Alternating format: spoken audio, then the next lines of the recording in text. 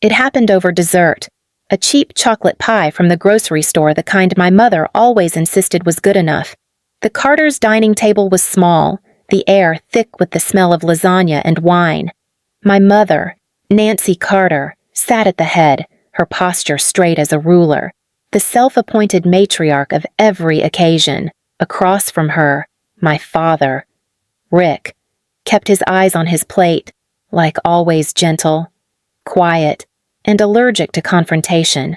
To her right was Lydia, my older sister, corporate lawyer, polished, perfect. She had just been promoted to senior partner, and Mom's smile glowed like the Christmas tree behind her. And beside me sat Tara, the youngest, the artist. Bright hair, loud laugh, unfinished paintings scattered across Mom's basement. Me, I'm Megan Carter, 32, high school English teacher, divorced, no kids, the invisible middle one, the helper. The one who brings extra napkins and remembers birthdays no one remembers back. The dinner was supposed to be a celebration for Lydia, the kind of evening where Mom's pride filled the room more than the food did. Lydia was telling another story, something about a courtroom win, the kind of case that made the local paper. Tara rolled her eyes dramatically, sipping her wine.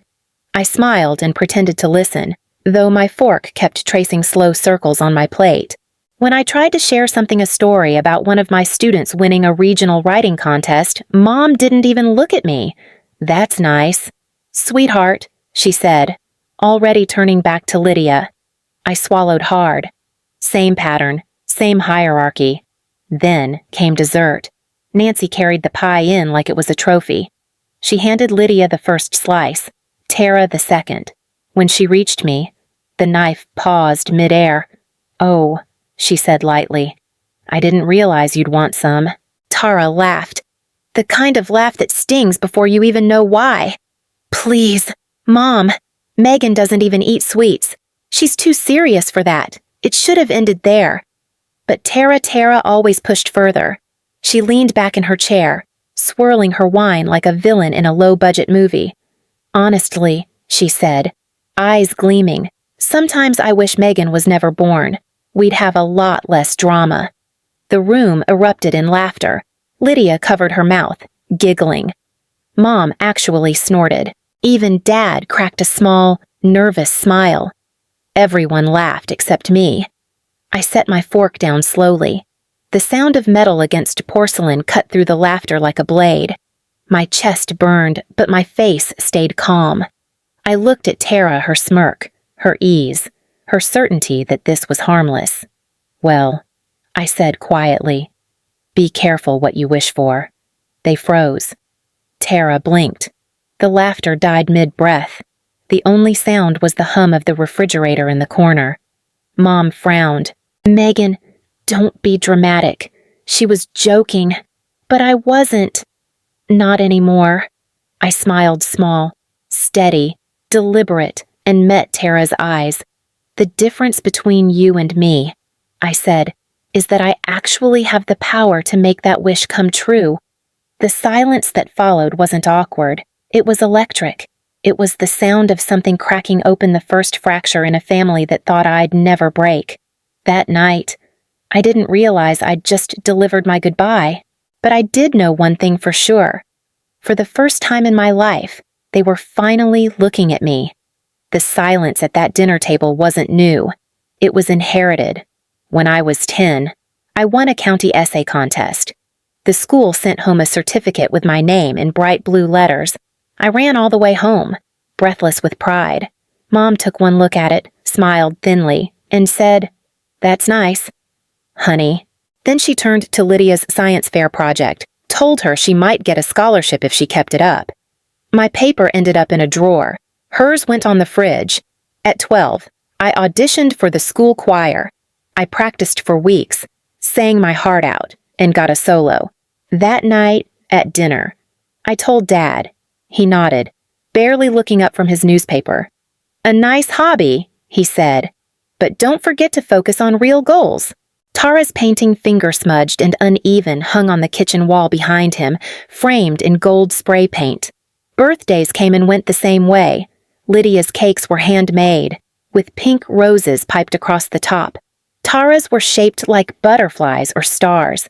Mine was always store-bought, with the wrong spelling on the frosting.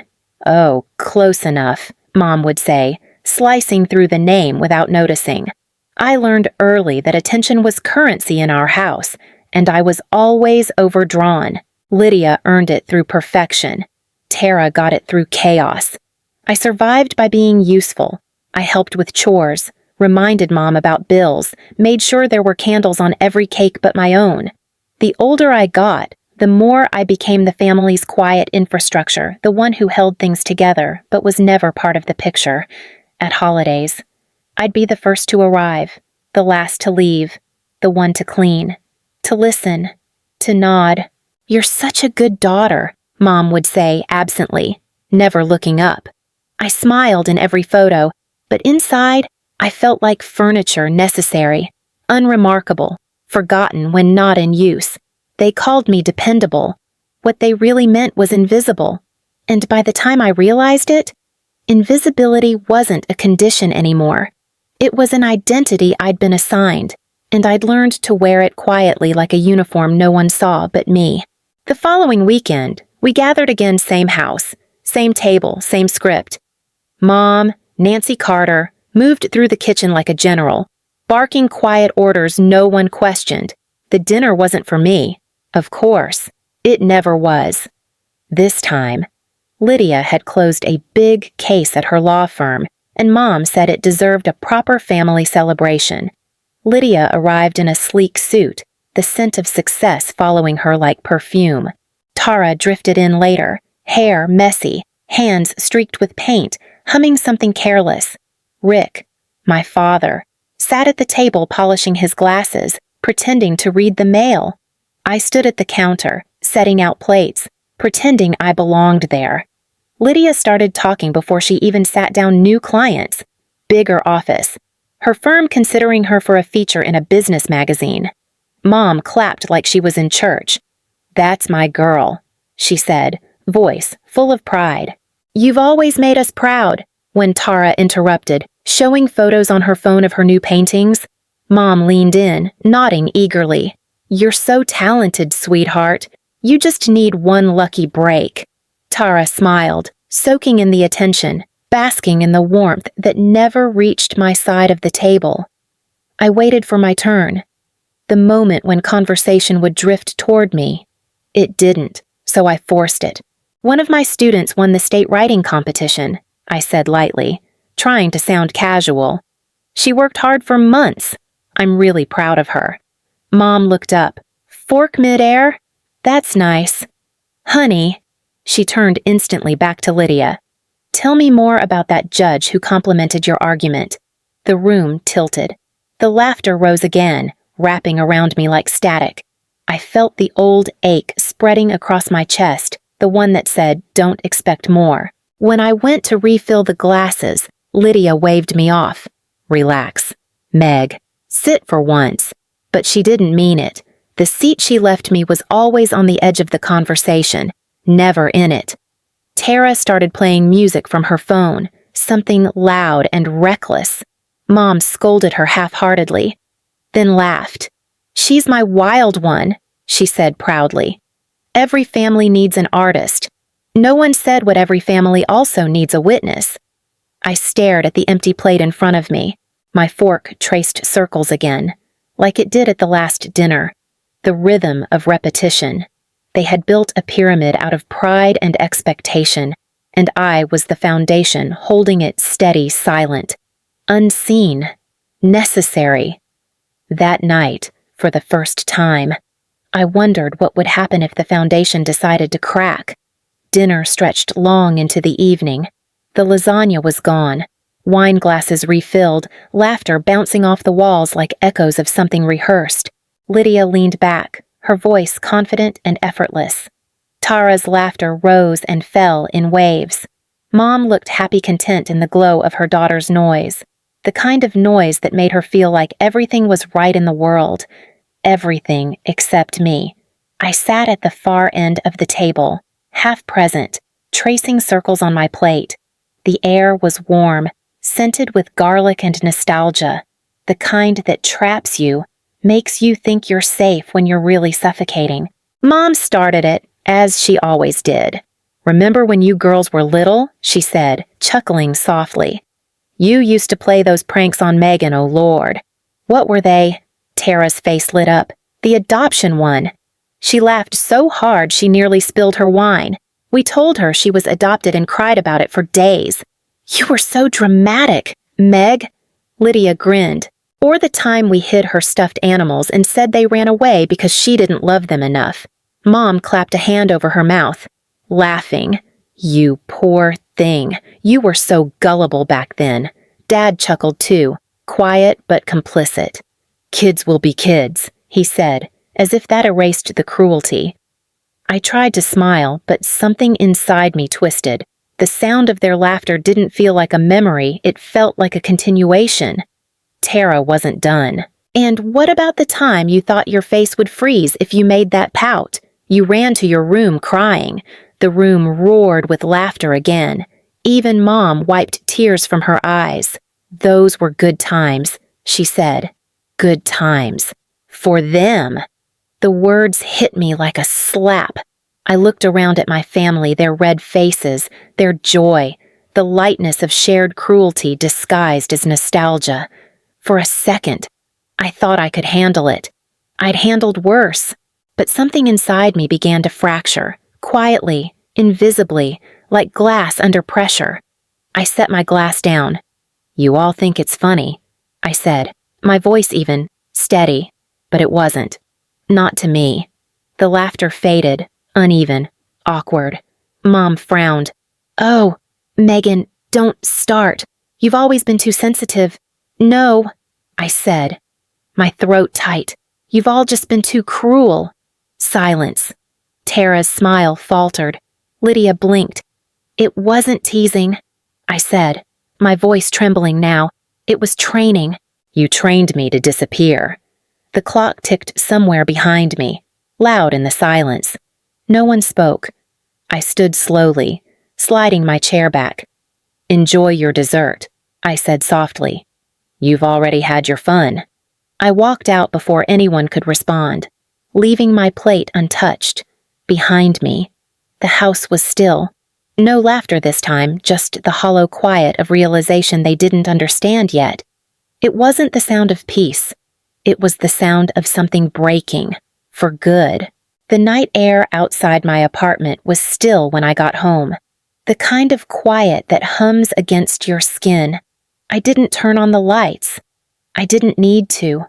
The glow from the street lamp poured through the blinds, soft and cold, like a reminder that silence could be both cruel and comforting. I dropped my purse on the counter and sat at the small kitchen table. The echoes of their laughter were still there, sharp, relentless, looping in my mind like a song I couldn't turn off. Every joke, every don't be so sensitive, replayed until my chest ached. For 32 years, I had been their mirror reflecting pride, keeping peace, absorbing blame. But that night, the reflection cracked. For the first time, I saw the truth of it all, raw and unforgiving. They hadn't laughed with me. They had laughed at me. It wasn't nostalgia. It was history repeating itself, decades of dismissal wrapped in a punchline. Every smile I'd forced, every word I'd swallowed, every birthday I'd watched pass quietly. It all came rushing back, uninvited and merciless. I pressed my hands against my face, shaking. I wanted to cry, but the tears wouldn't come. There was nothing left to wash away, only exhaustion. I thought of being 10 again, holding up that essay certificate like it meant something. I thought of 12-year-old me singing in the school choir, waiting for someone to listen. And I thought of tonight 32, still waiting. The realization hurt in a clean, precise way, like the slice of a knife. I would never matter to them. Not as a teacher, not as a daughter, not as myself.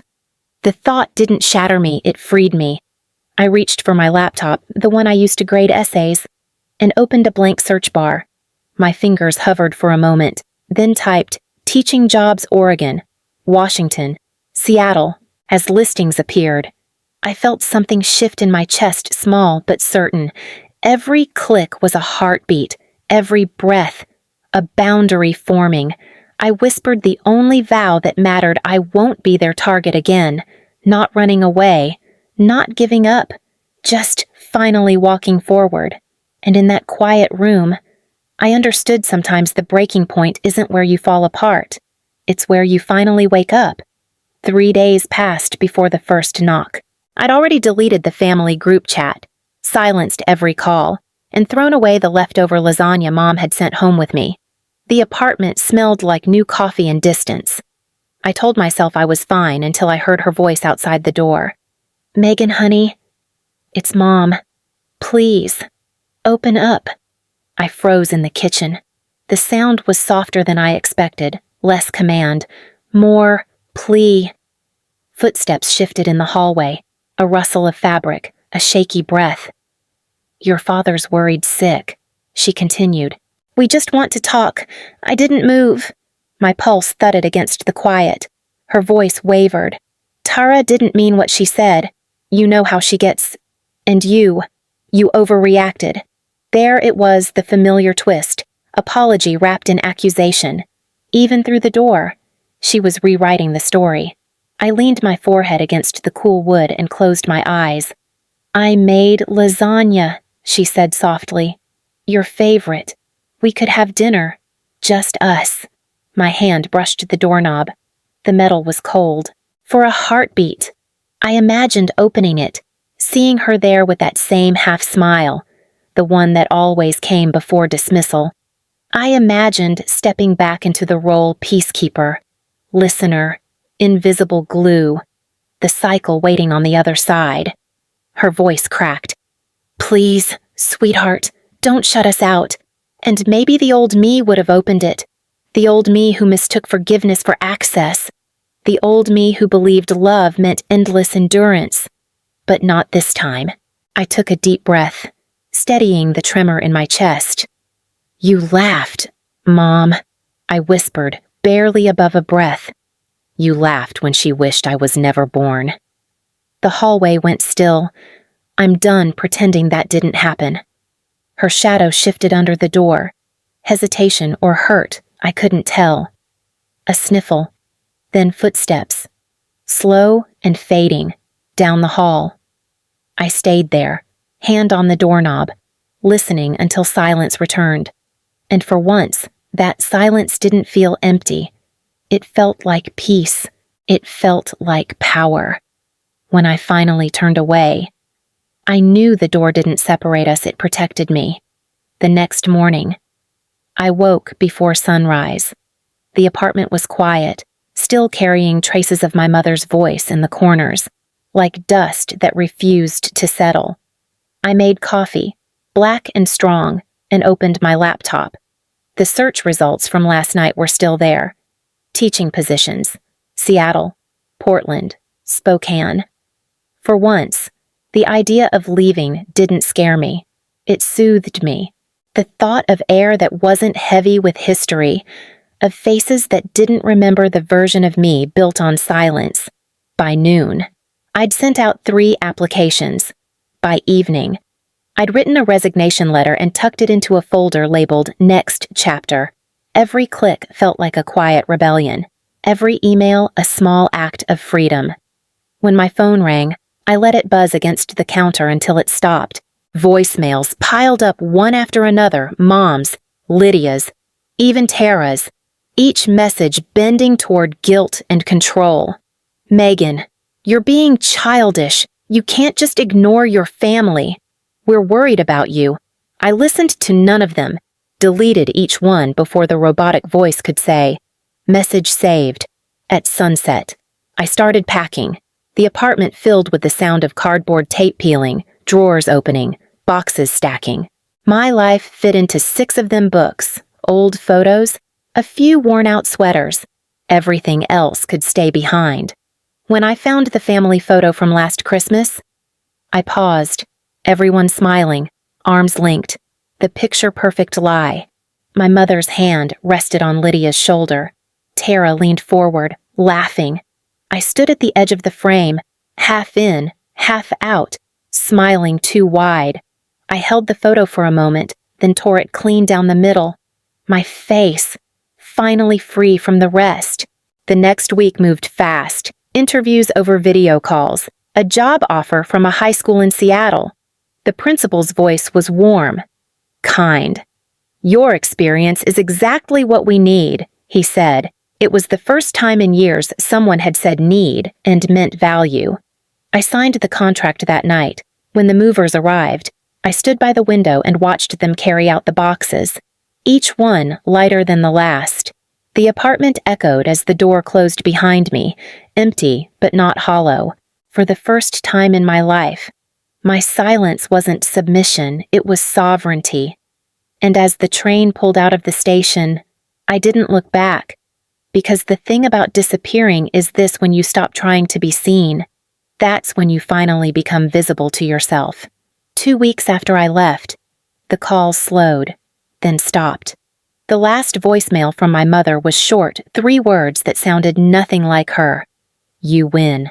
Megan." Then silence. I didn't know what that meant until a message came from an old neighbor. "Everything okay with your folks? Things sound rough over there." At first, I didn't answer, but curiosity has a way of finding cracks in resolve. One night, I opened Facebook, that place I swore I'd abandoned. My cousin had posted photos from a family gathering. Except it wasn't a gathering. It looked like an argument frozen mid-motion. Lydia's husband standing, Tara crying. Mom's face pale and tight. The caption read simply, "Rough night for the Carters." I stared at the screen, realizing what was missing. Me, the glue, the peacemaker, the quiet buffer that had kept everyone's tempers from colliding. Without me, the structure had collapsed exactly the way I'd always feared, but now it wasn't my job to hold it up. Through whispers and secondhand updates, the story unfolded. Lydia discovered Mom had borrowed money from her college fund years ago to pay for Tara's art school tuition. Tara, in turn, learned Lydia had lied about helping her get a gallery show. It was Mom pulling strings behind the scenes. Both felt betrayed, and for once, their anger had nowhere else to land. Mom called it ungratefulness. Dad called it stress. I called it truth, finally doing its job. The fights grew louder, the house quieter. Tara moved out, leaving her paints and canvases behind. Lydia stopped coming to Sunday dinners. Rick retreated into the garage, the hum of the old radio his only companion. When Nancy called the school where I used to teach, asking for my new number, the secretary said, "She's moved to Seattle." My mother's voice cracked. She didn't tell us. The secretary's answer was simple. She didn't have to. That night, I imagined the Carter house, the way I'd left it, photos on the wall, chairs pulled slightly away from the table, laughter still echoing faintly in the corners. But now, there was no one to fill the silence, no one to patch the fractures. Sometimes justice doesn't arrive with noise, it arrives as absence. And while they learned to live without me, I learned to breathe without them. For the first time, the distance between us didn't feel like punishment. It felt like proof that I'd finally done something right. Seattle didn't welcome me with fanfare. It met me with rain, steady, cleansing, endless. I rented a small apartment above a bookstore, the kind that smelled like dust and hope. The first night there, I stood by the window and watched the city lights blur through the drizzle. It felt like standing on the edge of a new language, one I was finally learning to speak. The school was different. The halls didn't echo with judgment, only chatter and the rustle of backpacks. On my first day, the principal, Mr. Reynolds, introduced me to the staff. "This is Megan Carter," he said, "our new English teacher and, I think, a fresh light for this place." The word light caught me off guard. No one had ever used it for me before. The students were kind, curious, imperfect in all the ways that made them real. They listened when I spoke, asked questions, laughed at my bad jokes. For the first time, my voice didn't have to fight for space. It just existed, freely. A few months later, I met Jake Miller at the bookstore downstairs. He was a musician, soft-spoken, patient, with eyes that saw the quiet parts of people. He asked about the novel in my hands. We argued about its ending, then had coffee. One argument became two, then a pattern. Somehow, the debates turned into love, the kind that didn't require shrinking myself to fit inside it. Years passed quietly, the way peace often does. Letters from home came and went. Some opened, most not. One from Mom was different, the handwriting shaky. The words hesitant. I was wrong. I didn't know how to love you the way you needed. I read it once, twice, then folded it neatly and placed it in a drawer. I didn't hate her anymore. But forgiveness and return are two different roads, and I'd already chosen mine. When Jake and I had our daughter, I named her Emma. She had his smile and my stubbornness. Late at night, when I held her, I whispered promises the world never gave me, that she would never have to earn her belonging, that she would never question her worth. Sometimes, when she laughs, I think of the dinner table I left behind, the one where laughter was a weapon. Now it's a melody. Tara once wished I was never born, but Emma will never wonder if she should have been. And as the rain tapped softly on the glass, I realized the greatest revenge wasn't leaving. It was living louder, freer, and loved.